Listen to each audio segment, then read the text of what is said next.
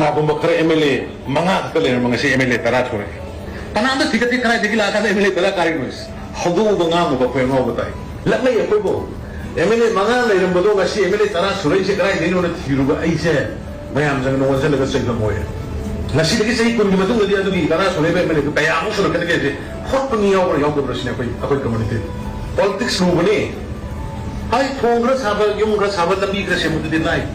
Ay koigi ngasigi miron kalam gade tungi miron kaloi ngasigi miron na kalam gade tungi miron kaloi tak na awang dio sida uri mo mama ngai gitu matin taraga kapo ka sida lagi mayam sima bol mama ngai mayam sorok ka lagi mayam to jak etik mayam ko jura mulai matu di jamote ni Manipur ngasigi narol ngasigi miron kan nabi jamkali warung drugs se ko na dokre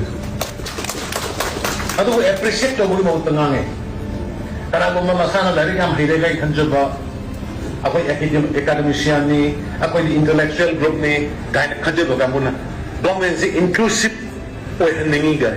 What do you mean by inclusive? Mahur onda kita lagi apa koi mayam sih, pulak pulaga lagi na bilang kita.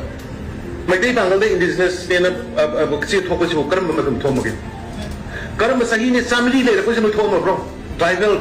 Several tribe pun Manipur approved or recognized or government recognized or tribal pun tribes pun non-original indigenous na sakang ini. Sih tu kaya inclusive begitu bisa kali lagi dia. Mapan level aku mayam tu loy na inclusive boleh thamoy tu di mayam kanang udah jadi mendingan moy. Dalam dia ikut indigenous population mangu ni minority orang ni sakam ni roy, lebam ni roy. Madu kan politics tu betul ni.